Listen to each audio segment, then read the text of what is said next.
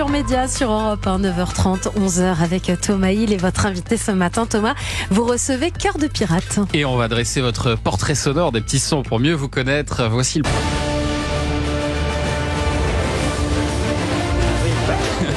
C'est Pirates des Caraïbes, ça. Bien sûr. Mais pourquoi donc Votre vrai nom, on va quand même le dire, c'est Béatrice Martin, mais votre nom de scène, donc c'est Cœur de Pirate, qui n'a rien à voir avec Pirates des Caraïbes, hein, j'imagine. Non, non. Comment vous avez choisi ce nom? Il y avait un côté vengeur mais romantique à la fois, et puis je trouvais ça cool de pas utiliser mon vrai nom parce que Béatrice Martin, c'est un petit peu moins sexy, mais ça va. Mais j'aurais pu très bien l'utiliser. Mais ouais, Cœur de Pirate, ça se permet de se cacher derrière un truc aussi. Oui. Je pense qu'au début c'était important pour moi. Ouais. Et qu'est-ce qu'il y a de pirate en vous? Le côté de la vengeance, le fait que j'ai écrit des chansons pour me venger, tout simplement. Au départ, c'est parti de là. C'est parti de là, mais c'est un peu moins ça aujourd'hui, mais au départ c'était un petit peu ça quand même. Allez, un autre son, écoutez ça.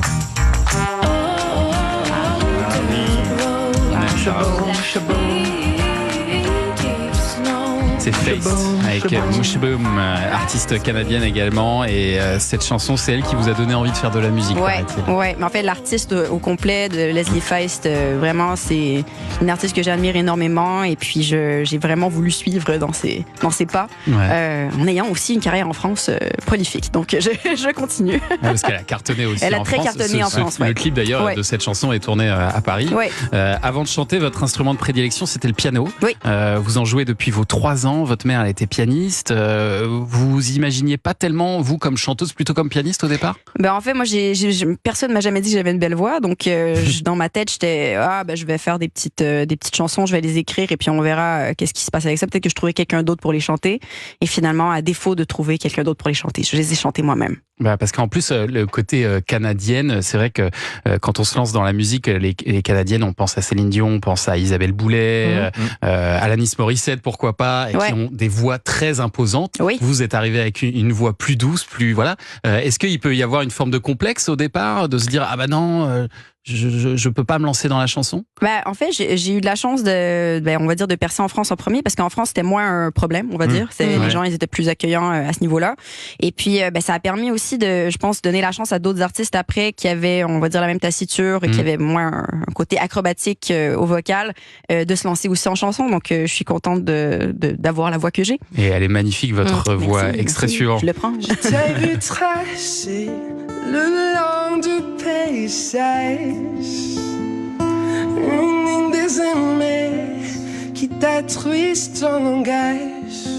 Alors là, on est en 2017. Vous intégrez le jury de la Nouvelle Star sur M6 aux côtés de Benjamin Biolay notamment. Et l'un des candidats, qui s'appelle Yadam, il interprète votre chanson Crier tout bas, issue de votre 3e album. Et dès les premières notes, mais vraiment dès la première seconde, vous êtes totalement bouleversé.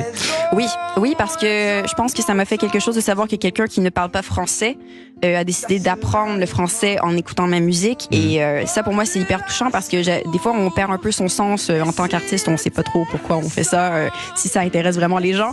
Et d'avoir eu ce témoignage, ça m'a vraiment bouleversée, et ça m'a donné justement de la force de continuer après d'écrire des chansons. Voilà. C'est encore plus touchant le fait que ce soit une chanson qui soit moins passée en radio, que les gens connaissaient moins plutôt que les autres chansons. Puis surtout cette chanson-là, parce que c'est une de mes chansons dont je suis très fière. Toute l'histoire, tout le témoignage, le fait que justement, il est venu en France, il a appris le français avec ma musique. Moi, je milite beaucoup pour le français en chanson. Donc, ça m'a énormément touchée. Et puis, je crois que c'était une période de votre vie où vous aviez des doutes sur même votre envie de continuer à chanter. Absolument. Qu'est-ce qui vous faisait douter? En fait, j'ai eu beaucoup de revirements de carrière avec les labels en France. Donc, je me suis fait souvent balloter d'un label à l'autre, et j'ai changé de chef de projet, de DA, tout ça. Donc, ma musique s'est pas rendue à mon public la plupart du temps, et ça m'a fait beaucoup de peine. Et donc, j'ai voulu abandonner plein de fois. Mais voilà, maintenant, je suis de retour et ça va super bien. Allez, dernier extrait. Oh, wow.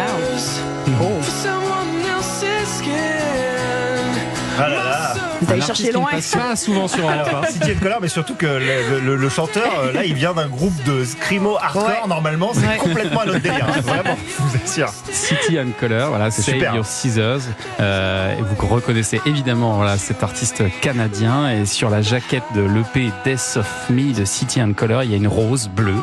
Et ça a été votre premier tatouage. Ça a été mon premier tatouage, évidemment, et je le connais maintenant, ce Dallas Green, et puis c'est très bizarre de lui dire ça, de savoir que j'ai ça et alors que je le connais, donc c'est pas du tout gênant. Donc Vous aviez 16 ans à l'époque de ce premier tatouage? Ouais, c'est pas très légal, faites pas ça à la maison, les amis.